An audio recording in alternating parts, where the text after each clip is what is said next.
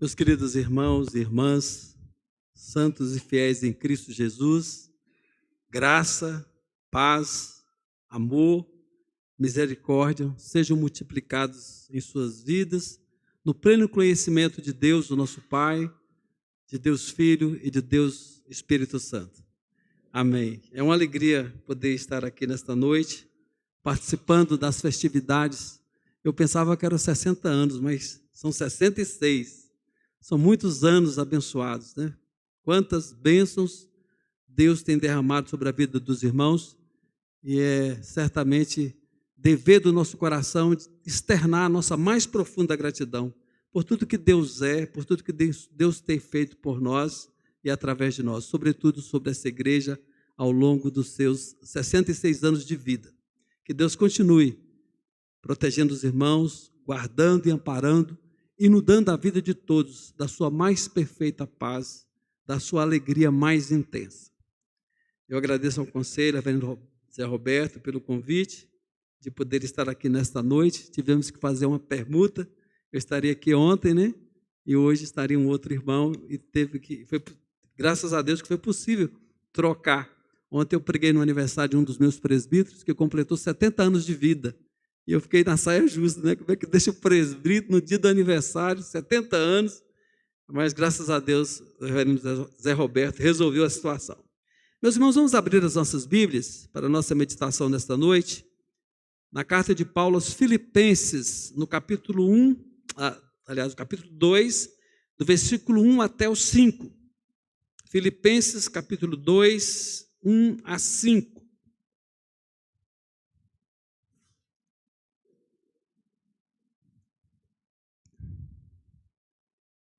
Filipenses 2, de 1 a 5, que diz assim: Se há, pois, alguma exortação em Cristo, alguma consolação de amor, alguma comunhão do Espírito, se há entranhados afetos e misericórdias, completai a minha alegria, de modo que penseis a mesma coisa, tenhais o mesmo amor, sejais unidos de alma, tendo o mesmo sentimento.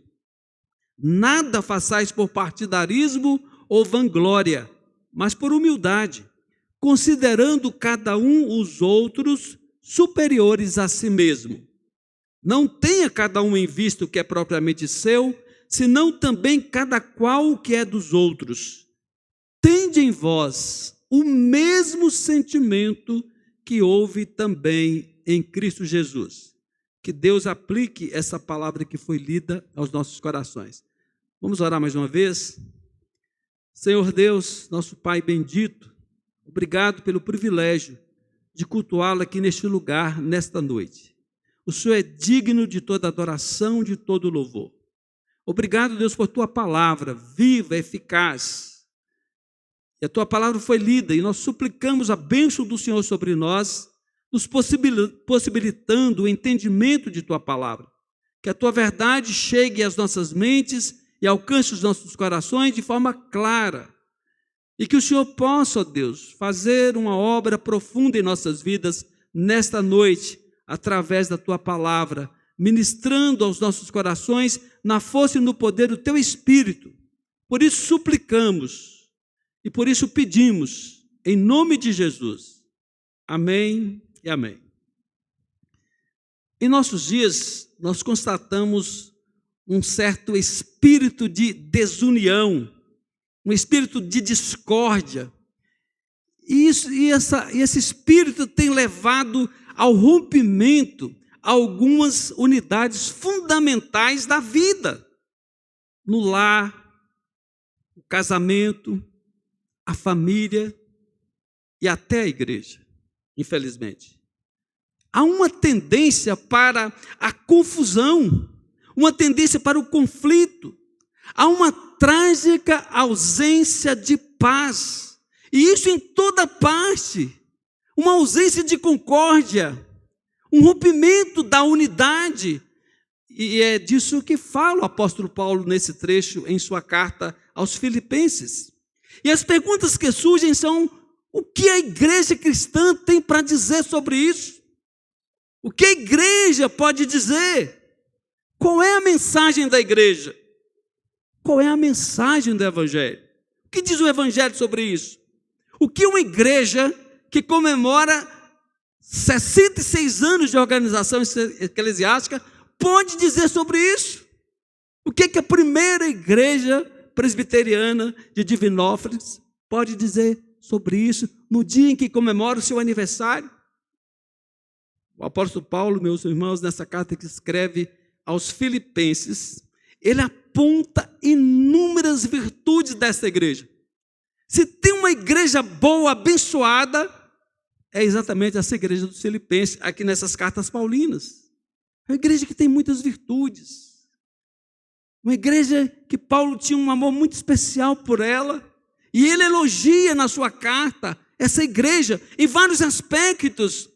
Mas a única coisa que parecia estar fora de prumo, fora de lugar nessa igreja dos Filipenses e que ameaçava a vida da igreja era esse perigo, o perigo da desunião, o perigo de romper a unidade, de impedir que a paz pudesse prosperar e permanecer na vida da igreja.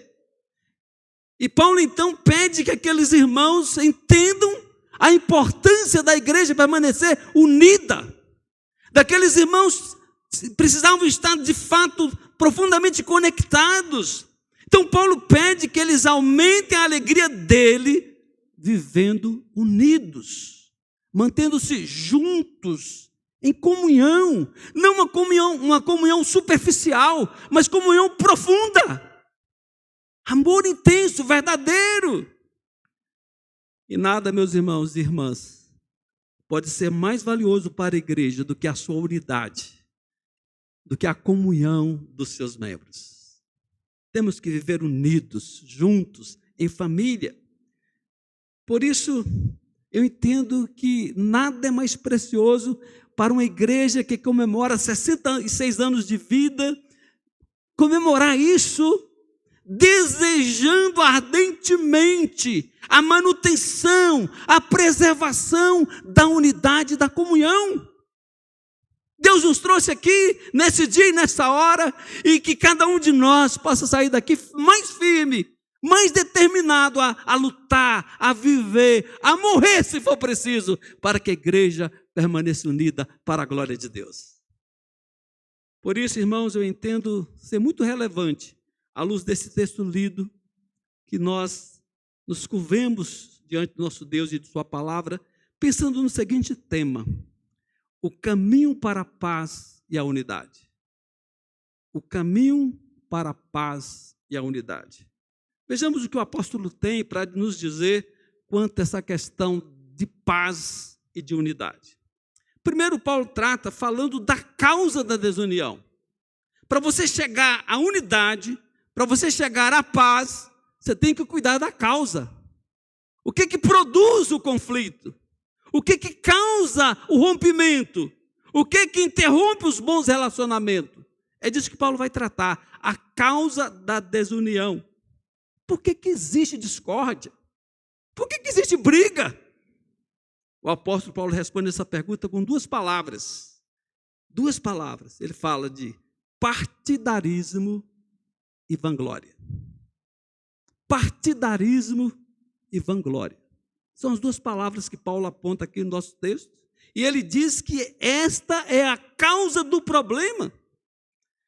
Então, meus irmãos e irmãs, de acordo com o apóstolo Paulo, a questão pode ser posta sob esses dois títulos. O primeiro é partidarismo, ou esse espírito faccioso, que certamente rompe qualquer relacionamento. E nós temos uma ilustração disso na palavra de Deus, especialmente quando nós estudamos a primeira carta de Paulo aos Coríntios. Os irmãos se lembram da insensatez que dividiu aqueles crentes, que causou discórdia entre eles. Uns diziam: eu sou de Paulo, e eu sou de Apolo, e eu sou de Cefas, e eu de Cristo. 1 Coríntios 1:12. Toda a igreja de Corinto estava dividida nesses segmentos em função de pessoas. Brigavam por esses respectivos homens. Uns diziam, Paulo é melhor. Outros não, Pedro. Apolo é um pregador mais vivaz, cheio de autoridade. O outro nada disso. É Cefas. Irmãos, esse é o espírito que sempre leva à inquietação, leva à discórdia. As pessoas não são governadas pela razão, mas são governadas por esse espírito faccioso.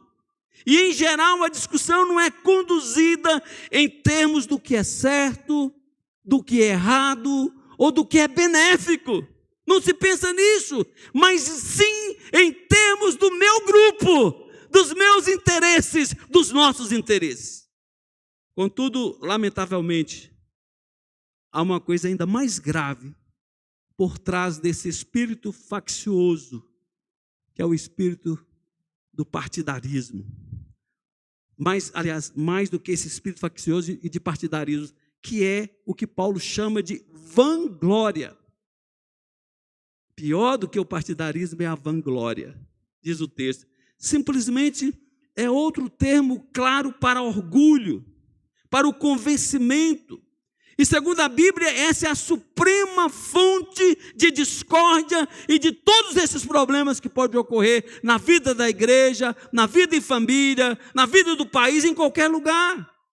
A Bíblia expressa essa doutrina dessa maneira, de forma clara. Deus criou o homem e o propósito era que a humanidade vivesse em subserviência a Deus. Irmãos e irmãs, enquanto o homem obedeceu a Deus, havia paz. Lembra lá do Éden?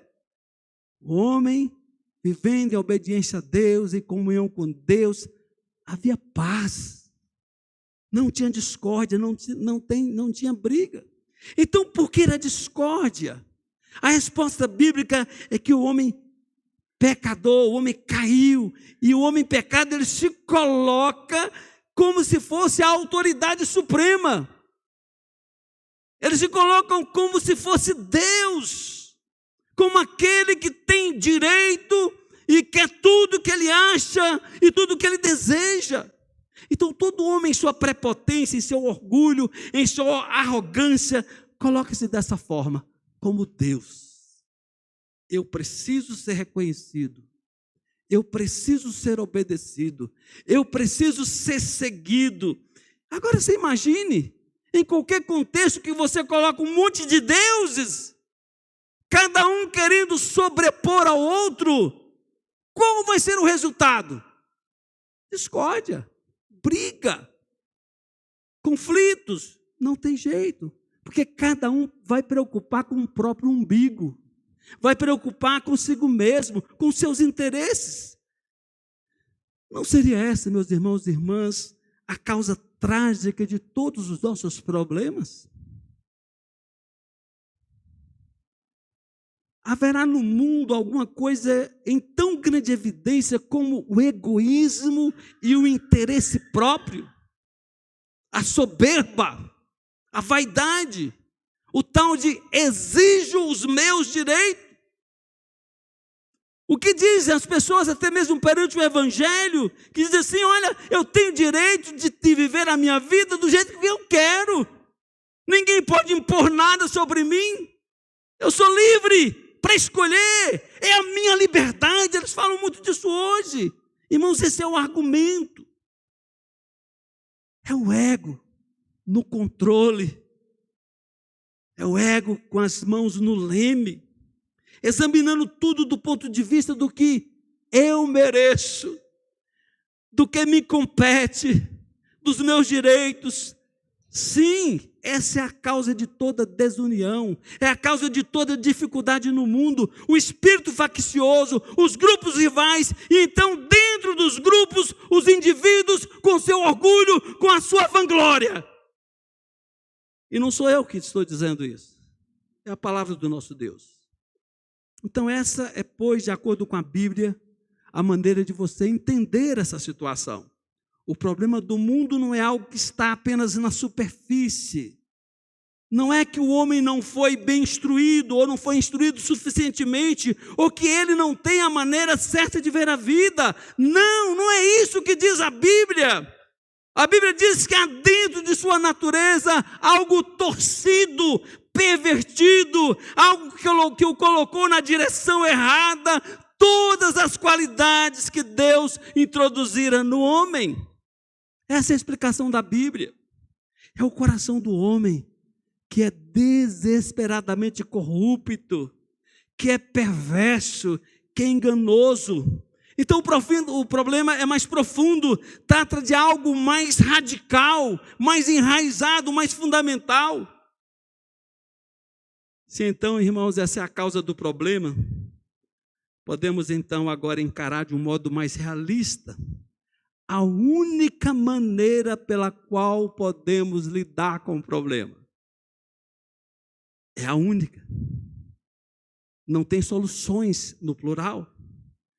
Isso nos leva ao segundo ponto dentro desse tema, o caminho para a paz e a unidade. A causa da desunião, duas palavras, partidarismo e vanglória.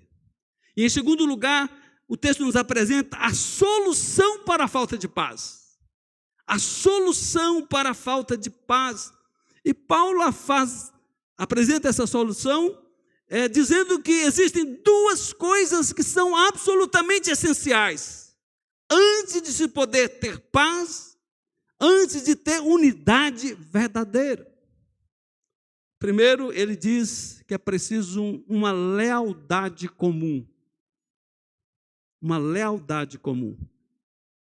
A primeira coisa que precisa haver é isso que Paulo trata como lealdade comum, e ele diz assim: completai a minha alegria de modo que penseis a mesma coisa. Tenhais o mesmo amor, sejais unidos de alma, tendo o mesmo sentimento. Então, de acordo com o apóstolo Paulo, a única maneira pela qual os homens e as mulheres podem livrar-se desse espírito faccioso, dessa vanglória, é estando ligados por um objeto ou interesse comum, ou seja, por uma lealdade comum. Há relatos a respeito da Segunda Guerra Mundial que expõem cenas extraordinárias, cenas que podiam ser vistas ali dos abrigos antiaéreos, pessoas pertencentes a diferentes classes, ali, na necessidade comum de abrigar-se, de proteger-se das bombas e da morte. Essas pessoas esqueciam todas as diferenças que haviam entre elas e se uniam como uma só pessoa. Sabe por quê? Por seu interesse comum. E pelo interesse comum, esqueciam as divisões e as distinções. Ora, irmãos, é justamente disso que o apóstolo Paulo está falando aqui. É isso que ele está propondo. Não adianta apenas pedir aos homens e às mulheres que esqueçam as suas diferenças. Isso é simplório. Que esqueçam as suas distinções. Que sejam mais generosos, bondosos, amigáveis. Não é esse o ensino das Escrituras. Para existir a paz real, a unidade, a concórdia, é preciso que haja lealdade comum. E ela tem que ser lealdade comum a Deus. Temos que ser leais a Deus. Temos que ser leais a Jesus Cristo, nosso Senhor e Salvador. É nossa lealdade a Deus que deve determinar as nossas ações. Então, irmãos, a única esperança de paz entre os homens é que os homens sejam tirados do seu trono, que se humilhem e dobrem seus joelhos diante de Deus. Só quando todos nós juntos compreendermos que pertencemos a Deus e não a nós mesmos, é que seremos um devido à nossa lealdade a Ele. Você tem que dizer isso para você muitas vezes durante sua vida. Eu diria até todos os dias. Você não pertence a você mesmo. Você pertence a Deus. E Deus te colocou nesse mundo e mantém nesse mundo e mantém no lugar onde você está para que você possa viver para a sua honra e para a sua glória. É Deus. A questão é essa, é Deus, é lealdade a Deus, é lealdade a Jesus. E isso nos mantém de fato preparados, dispostos para vivermos juntos, unidos, como é preciso, como devemos viver. Segunda coisa que Paulo coloca para resolver o problema aí, da discórdia, da falta de paz, é o maior desafio para a minha vida, para a sua vida, para a vida de todos nós. E Paulo diz numa palavra, humildade. Humildade. Paulo está dizendo, vocês precisam avançar, não basta ter uma lealdade comum, vocês precisam avançar um pouco mais, em acréscimo a essa lealdade comum, pois os filipenses, eles estavam ali, há necessariamente, diz Paulo, outro princípio, a humildade. E ele coloca isso nessas palavras, não tenha cada um em vista o que é propriamente seu, senão também cada qual que é dos outros. Você já leu esse texto na Bíblia várias vezes, mas é desafiador, não é? Olha o que a palavra do Senhor manda que eu faça e que você também precisa fazer. Olha as palavras, não tenha cada um em vista o que é propriamente seu, senão também cada qual que é dos outros. Você já imaginou o poder dessa palavra do Senhor na sua família, na sua cidade, na sua igreja, no mundo? Como que homens e mulheres, se todos colocassem em prática, viveriam? Será que nós teríamos um mundo tão arraigado em violência, em briga e confusão, em todos os segmentos da vida humana? Se cada um observasse, colocasse em prática o que está proposto aqui pelas Escrituras, por humildade, considerando cada um os outros superiores. Paulo diz, é o segredo. É o segredo. Onde vai ter confusão se eu olho para o irmão e falo, você é melhor do que eu. Aí você olha para o irmão, você é melhor do que eu. Nós não vamos brigar nunca. Vamos viver em paz e unidos. É o que diz o apóstolo Paulo. Irmãos, esta humildade é o essencial absoluto. E se expressa dessa forma, todo homem considere os outros superiores a si mesmo. Todos nós devemos ter uma opinião clara sobre nós, à luz da palavra e do Evangelho, sobre a nossa condição, que realmente consideremos, não de forma apenas superficial, não em palavras apenas, mas de forma profunda, em que nós sejamos capazes de considerar o outro superior a nós mesmos. E quem pode fazer isso por nós? O Evangelho. Se o Evangelho de Deus não tem poder para nos transformar e estabelecer este princípio, nós temos que parar de pregar o Evangelho. Mas o Evangelho é o poder de Deus.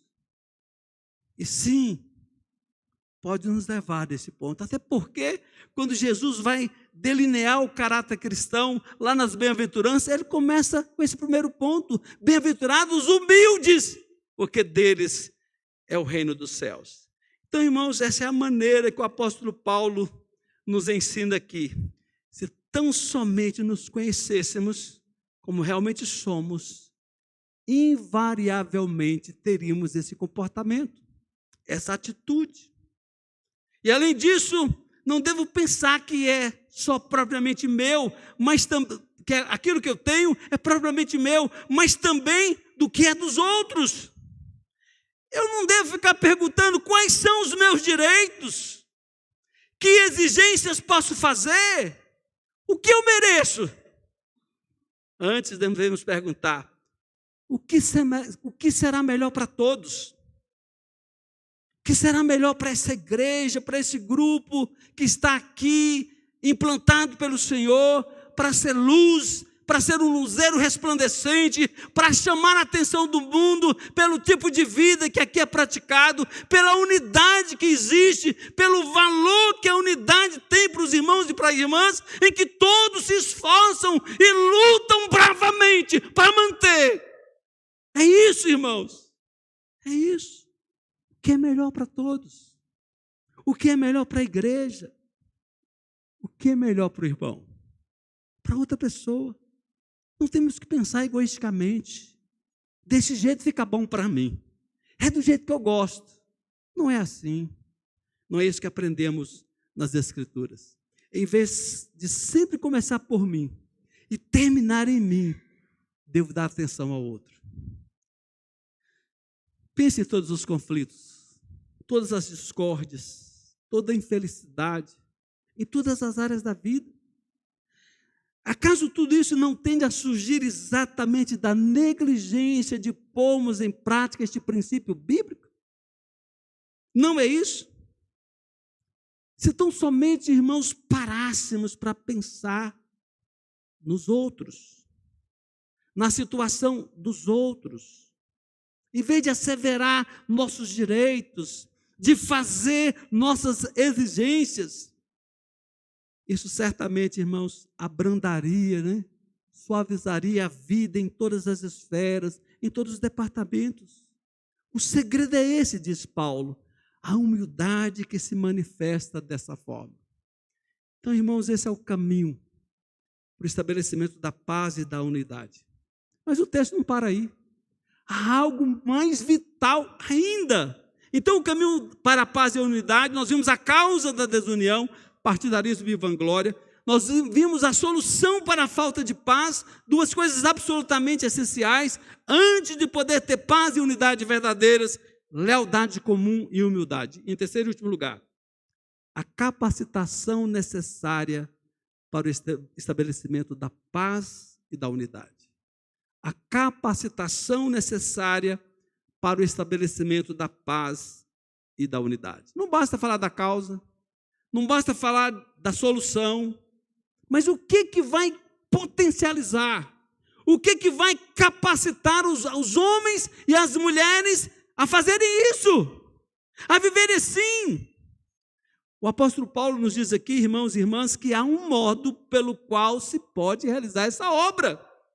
Ele diz assim: se há, pois, alguma exortação em Cristo, alguma consolação de amor, alguma comunhão do Espírito, se há entranhados afetos e misericórdias. O programa aqui delineado pelo apóstolo Paulo, nós já percebemos algo de início. Só é possível aos cristãos. Não tem jeito. Não cristão, quem não foi alcançado pelo poder do Evangelho, quem não nasceu de novo, não tem como fazer parte desse programa. Não há nada que seja tão completamente esquisito como pedir homens e mulheres espiritualmente mortos em seus pecados, em seus delitos, que sejam humildes, que pensem nos outros antes que em si. Irmãos, eles são incapazes de tal ação, porque antes de poderem praticar o ensino do apóstolo, precisam nascer de novo. Não tem jeito. É dessa maneira que o apóstolo Paulo faz aqui o seu apelo. Essa é a única base sobre a qual se pode fazer esse apelo. Portanto, se há algum conforto em Cristo, se há alguma exortação em Cristo, é o que Paulo diz aos filipenses. É como se Paulo estivesse pregando para a igreja e falasse o seguinte: olha, vou fazer a vocês um apelo para que vocês vivam de um certo modo, para que vocês vivam unidos, juntos mesmo. E se a experiência real que vocês têm em Cristo contém alguma exortação para vocês, se o que vocês vivem com Cristo e por Cristo se transforma num argumento que possa convencê-los, vivam dessa maneira. Essa é a posição. Se o amor, diz Paulo, e o espírito de amor que vocês receberam de Cristo podem igualmente chamar a sua atenção, exortar, pode argumentar com vocês. Considerem, então, cada um os outros superiores a si mesmo. É um argumento de Paulo. Se há alguma comunhão, se há algum companheirismo no Espírito Santo, então mostre isso dessa forma, praticando isso. Se, diz o apóstolo, há alguns entranháveis afetos e misericórdias. Esse aqui é um argumento poderosíssimo, irmãos. Paulo está dizendo, se há algo da vida do próprio Deus, se algo da vida do próprio Deus foi implantado em vocês, pense e vivam dessa forma. Viva segundo o Evangelho. Então, irmãos, é dito que eu devo considerar os outros superior a mim mesmo, se há somente um fator que pode mover-nos a fazer isso. Qual seja? Qual é o argumento? É que quando eu leio a Bíblia, e a Bíblia como um espelho, revela a minha natureza pecaminosa, revela uma natureza caída. Eu vejo meus fracassos, eu vejo meus defeitos.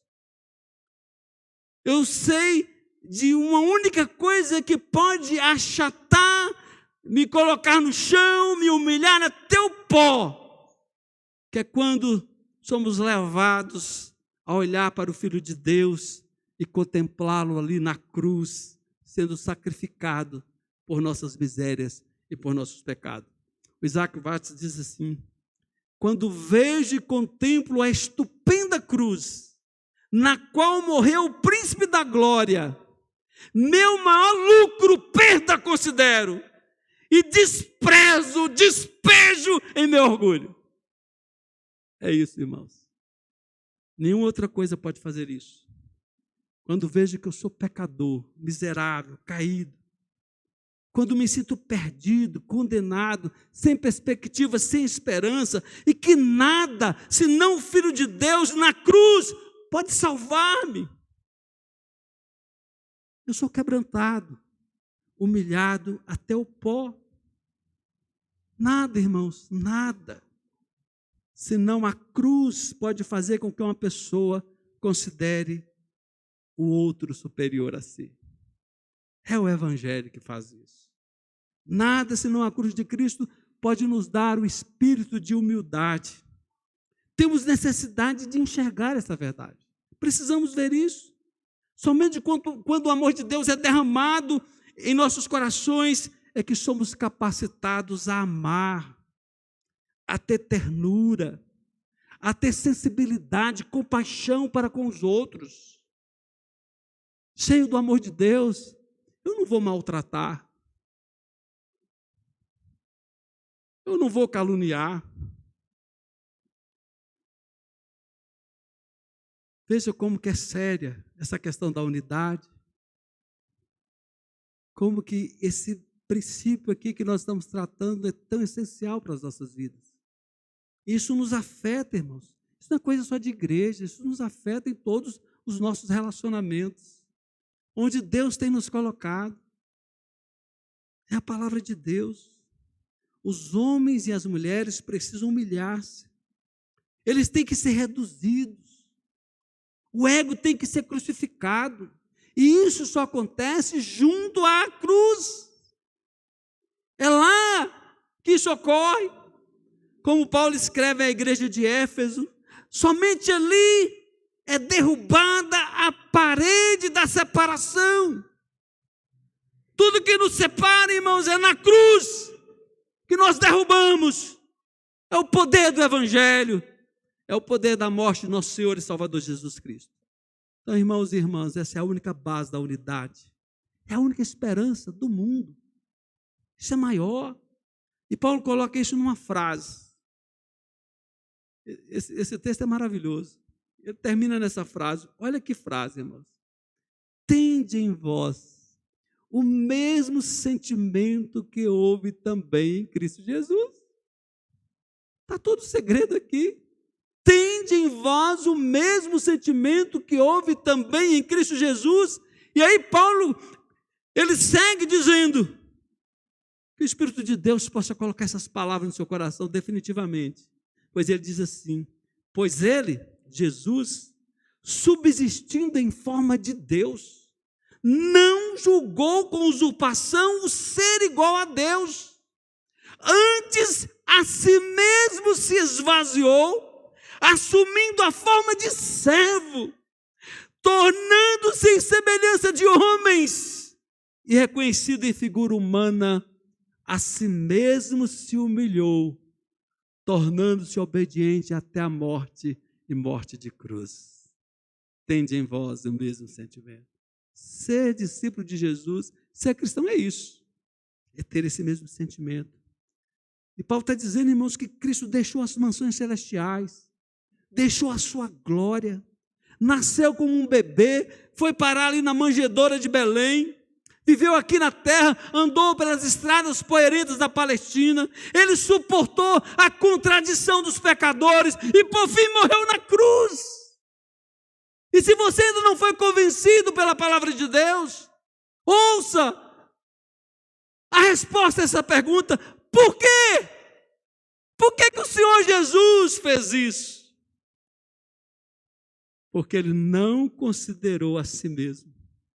Porque ele não se preocupou apenas com a sua própria alegria ou no desfrute da sua glória, da glória que ele partilhava com o Pai desde toda a eternidade. Ele não precisava vir, ele não precisava encarnar-se, ele não precisava de nós, ele era pleno, feliz, num relacionamento eterno e perfeito com o Pai e com o Espírito Santo. Mas ele não considerou isso. Sabe por quê? Por sua causa, por minha causa, por nós. E esse é o argumento poderoso desse texto. Ele atentou para os outros, não para ele, não para o próprio amigo. Lembra lá no jardim da oração do Senhor? Falou: Pai, se possível, passa de mim esse cálice, mas seja feita a tua vontade. Ele disse: olha, a minha vida ninguém vai tomar, ninguém vai tirar, mas eu vou dar. Eu vou entregar voluntariamente. Então ele não considerou a si, mas pensou nos outros. E foi porque Jesus pôs em prática isto que ele veio e nos salvou. E o apóstolo diz que devemos ser assim, irmãos e irmãs. Nós temos que ser assim. Mas a palavra do Senhor nos diz que só poderemos ser assim quando recebemos da natureza de Cristo. E quando recebemos a natureza de Cristo? Quando nascemos de novo. Quando somos regenerados, quando o Espírito Santo de Deus vem e nos transforma, operando esse milagre em nós, e nos tornando assim participantes da natureza divina. Conversão não é algo humano não, irmãos. Homem nenhum converte a si mesmo. Conversão é obra de Deus, que vem e transforma. É uma coisa que me impressiona muito, é a conversão. Você vê alguns povos totalmente separados do mundo, gente que não tem lá a civilização deles. Aí Deus levanta alguém, manda um missionário, ele vai lá, prega o evangelho, e as pessoas vivendo em trevas densas, sem nenhuma luz. A luz chega, e essas pessoas, elas se rendem, elas são alcançadas, se tornam crentes. Lembra daquele trabalho entre os cocumbas do nosso missionário? Ele chegou ali numa tribo isolada. E um dia eu vi um daqueles irmãos aqui no Brasil pregando, eu fiquei muito impressionado. Eu falei: o senhor é extraordinário, o senhor é um milagre de Deus, irmãos. Um pecador nessas condições ser alcançado. Mas isso acontece sempre. Toda conversão é um milagre de Deus.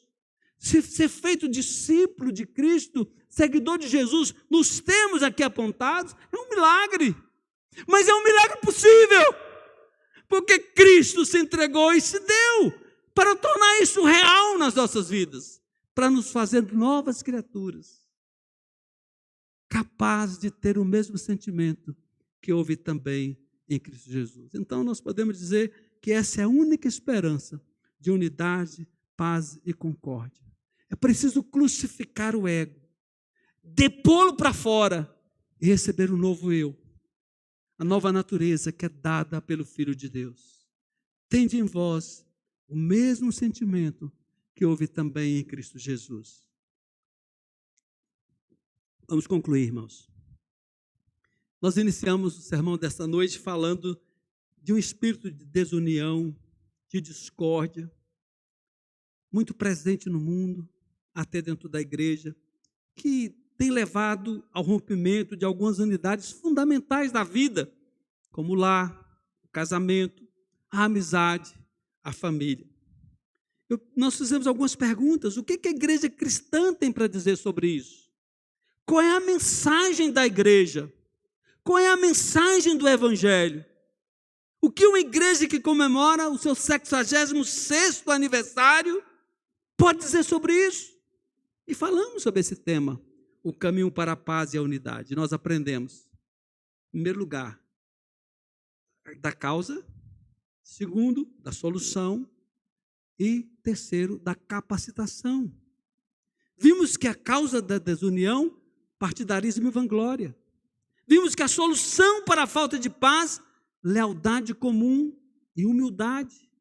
E vimos, irmãos, que a capacitação necessária para o estabelecimento da paz e da unidade, nós encontramos no Evangelho, que aponta a necessidade imperiosa de nascer de novo, de ser redimido pelo sangue do Cordeiro de Deus. Não tem jeito. Eu pergunto a você aqui nesta noite, você já está pronto, já está habilitado para seguir o caminho da paz e da unidade? O argumento da Escritura é que se você tem alguma consideração, se a você importa o que Cristo fez por você, diz a Escritura, viva em paz. Seja um agente que promove a paz e a unidade. Viva em humildade e comece a adotar essa regra, esse princípio de considerar cada um o outro superior a si mesmo. Irmãos e irmãs, este é o único caminho para a paz e a unidade. E só isso é possível para quem é verdadeiramente cristão, para quem nasceu de novo. Você nasceu de novo? Você já está vivo? Porque todos caíram, todos pecaram. E diz o apóstolo Paulo que os que caíram, eles estão mortos em seus delitos e pecados.